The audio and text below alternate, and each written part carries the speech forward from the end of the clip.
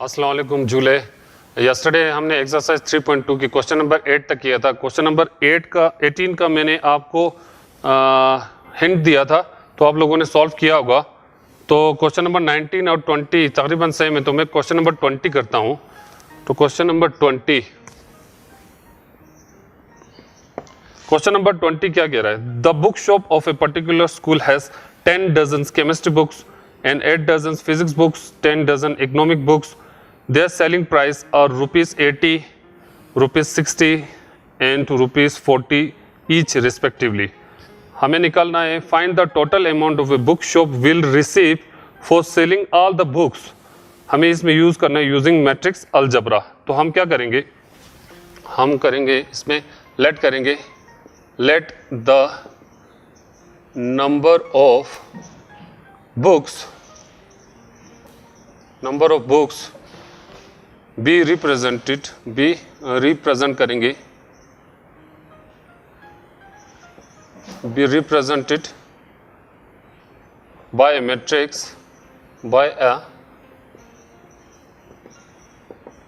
matrix of order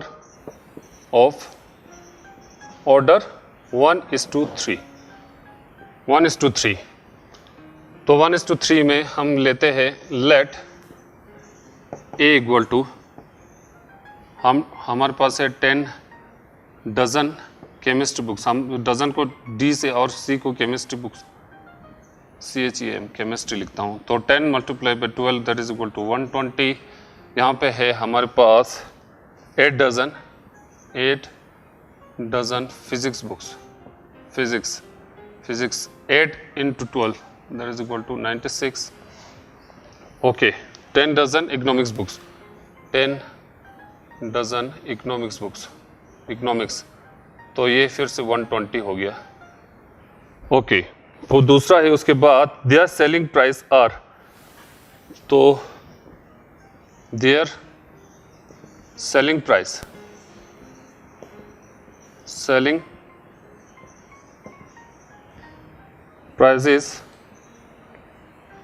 are selling prices of, हम क्या करते हैं केमिस्ट्री बुक्स लिखते हैं केमिस्ट्री कामा फिजिक्स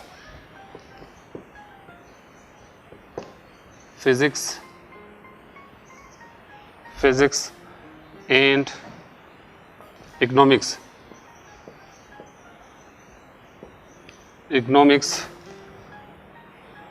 और rupees 80 rupees 60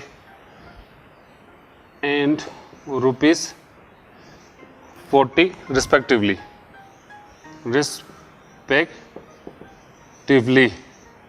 can be represented by, हम इसको रिप्रेजेंट करेंगे can be represented by of order 3:1 तो हम इसको B लेते हैं। B is equal to B हमारे पास क्या है 80, फिर हमारे पास है 60, फिर हमारे पास है 40। ओके, तो हमारे यहाँ पे बोला है find the total amount of book shop will receive for selling all the books. तो हम इसको क्या करते हैं टोटल अमाउंट रिसीव्ड, हम यहाँ पे लिखते हैं टोटल अमाउंट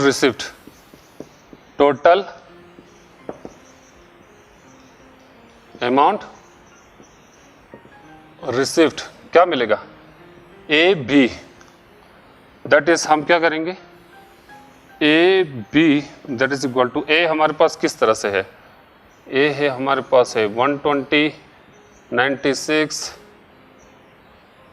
120। ओके, तो ये हमारे पास है 80 60 40। तो इन दोनों को हम मल्टीप्लाई करेंगे, मल्टीप्लाई करना आपको पता है। तो ये और ये मल्टीप्लाई, ये हो गया जी 120 into 80 plus 96 into 60 plus 120 into 40। Okay, तो कितना आया? यहाँ पे 0, यहाँ पे 0, यहाँ पे 9600 आ गया। तो प्लस ये आपका 0 36 6 9 54 57, ये आ गया 5760 प्लस इनको मल्टीप्लाई करिए, यहाँ पे 0 0 8, यहाँ पे 4। ओके, तो इन सबको सम करिए, यहाँ पे 0 0 0, यहाँ पे 0, यहाँ पे 6, ओके, यहाँ पे 15 21 1 2 कैरी 11, ये 20। तो हमें कितना मिला? Total amount received by selling all the books, therefore rupees 2160 be received by the shopkeeper। इतना अमाउंट हमें मिला। तो ये आपको आसानी से समझ में आ गया होगा। तो क्वेश्चन नंबर 21 और 22 जो है वो ऑब्जेक्टिव है, ये आप घर पे चेक कर लीजिए। तो इसके बाद हमारा आता है transpose of a matrix. Transpose of a matrix होता क्या है? Transpose of a matrix, if A equal to aij of aij b and m into n matrix है, तो matrix transpose of a matrix कैसे मिलेंगे? By interchanging the rows and columns of A is called the transpose of a matrix A बोलते हैं। तो इसमें क्या करता है? It is denoted by A dash को हम ट्रांसपोज बोलते हैं, और ए टी भी लिख सकते हैं। तो ट्रांसपोज कैसे होता है? हमारे पास एक मैट्रिक्स है, A is equal to 3 4 √2 1 0 minus 1/2। Okay, तो इसमें हमने क्या करना है? यहाँ पे ऑलरेडी हमने बोला interchanging of rose and columns. तो ये आपका रो आ गया, ये आपका कॉलम आ गया। तो आपका ये जो रो वाला अपने कॉलम में लिखना है। तो देखिए यहाँ पे 3 4 था तो मैंने कॉलम में लिख दिया।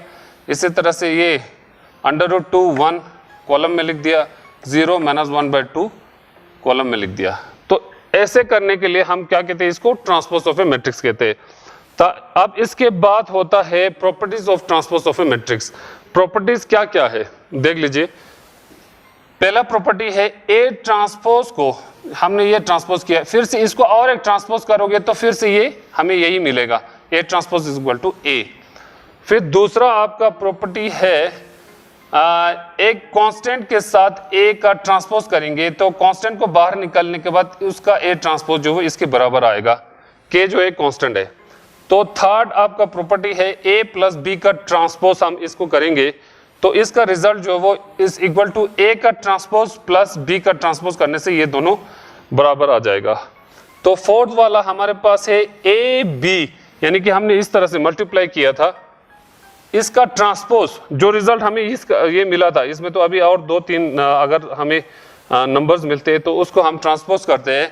तो दैट इज इक्वल टू जो हमें बी मिला है, बी है हमारे पास, उसको ट्रांसपोज करना पहले, फिर ए का ट्रांसपोज करने के बाद इन दोनों को प्रोडक्ट करना है। इनका रिजल्ट और इसका रिजल्ट जो है वो सेम आएगा। ओके, तो इसके बाद हमारा symmetric and skew symmetric matrix आएंगे। तो सिमेट्रिक मैट्रिक्स क्या होता है? A square matrix A I J is said to be symmetric if A transpose is equal to A. अगर हम ट्रांसपोज करने के बाद फिर से हमें ए मिलता है तो उसको हम क्या कहेंगे? Symmetric matrix. अब फॉर एग्जांपल यहाँ पे देखिए मैंने A equal to √3 2 3 2 minus 1.5 minus 1 3 minus 1 1। तो इसको हम जब ट्रांसपोज करोगे ये वाले कॉलम को हम रो में लिखेंगे तो ये यही आएगा ना 2 3 2 3। तो फिर उसके बाद ये वाला रो में लिखेंगे तो 2 माइनस 1.5 माइनस 1, और ये वाला रो में लिखेंगे तो 3 माइनस 1 ये 1। तो क्या आ रहा है? ट्रांसपोज करने के बाद भी यही रिजल्ट आ रहा है। तो इसको हम क्या कहते हैं? Symmetric matrix. इसके बाद आता है skew symmetric matrix. Skew symmetric matrix क्या होता है? A square matrix A equal to aij is said to be skew symmetric matrix if, अब हमने b लिया है, b का ट्रांसपोज करने के बाद फिर उसमें से माइनस कॉमन ले गए तो हमें b आएगा। तो यहाँ पे देखिए मैंने एग्जांपल लिया है, b is equal to 0 EF minus E 0 G minus F minus G 0। अब इसके बाद मैं ट्रांसपोज करता हूँ, तो ट्रांसपोज करने के बाद ये वाले कॉलम जो है वो रो में आ गया। तो देखिए अब यहाँ पे सारा रो में आ गया। तो इसमें से अगर मैं माइनस को कॉमन लेते हैं तो यहाँ पे माइनस आएगा, यहाँ पे माइनस, यहाँ पे माइनस, यहाँ पे माइनस, तो वो तो यहीं पे था, तो b का transpose is equal to minus b। इसको हम स्क्यू सिमेट्रिक मैट्रिक्स कहते हैं। तो हम एक्सरसाइज 3.3 पे चलते हैं। एक्सरसाइज 3.3, तो एक्सरसाइज 3.3 का क्वेश्चन नंबर 1 आपके पास है, find the transpose of each of the following.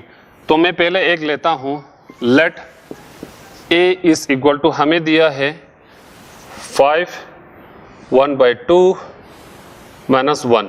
Okay, तो ट्रांसपोज क्या करना है, a का dash that is equal to, इसको कॉलम को आप रो में लिखिए, 5 1/2 minus 1, this is your result. ये आपका ट्रांसपोज आ गया।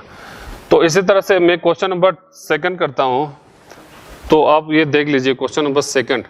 क्वेश्चन नंबर 2 आपको दिया है, a दिया है आपके पास, a is equal to minus 1 2 3 5 7 9 minus 2 1 1। Okay, and b हमें दिया है,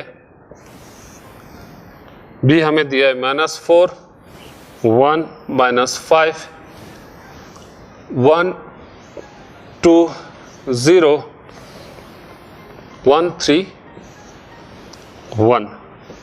तो हमें ये क्या करना है, देन वेरीफाई दैट, हमें वेरीफाई करना है, हमें पहला दिया है इन्होंने a प्लस b का transpose is equal to a transpose plus b transpose. तो ये हमें निकालना है। तो हम क्या करेंगे, यहाँ पे a ट्रांसपोज और b ट्रांसपोज निकाल देते हैं। तो इसको आप और रोज को उसमें लिखिए कॉलम में, a transpose is equal to, ये क्या आ गया, माइनस 1 2 3 माइनस 1 2 3 5 माइनस 1 2 3, तो 5 7 9 minus 2 1 1 minus 2 1 1।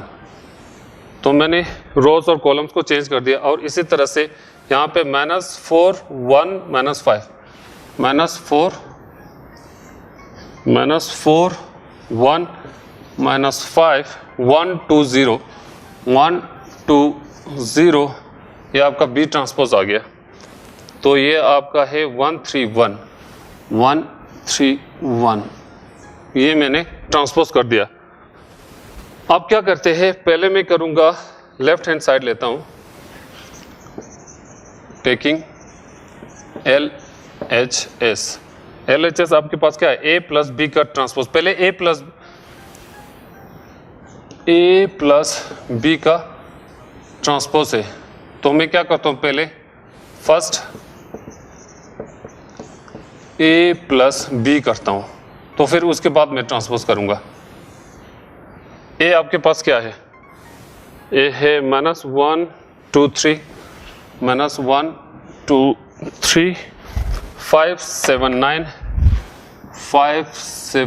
9 minus 2 1 1 minus 2 1 1 plus b आपके पास क्या है, माइनस 4 1 माइनस 5 माइनस 4 1 माइनस 5 1 2 0 1 2 0 1 3 1 1 3 1।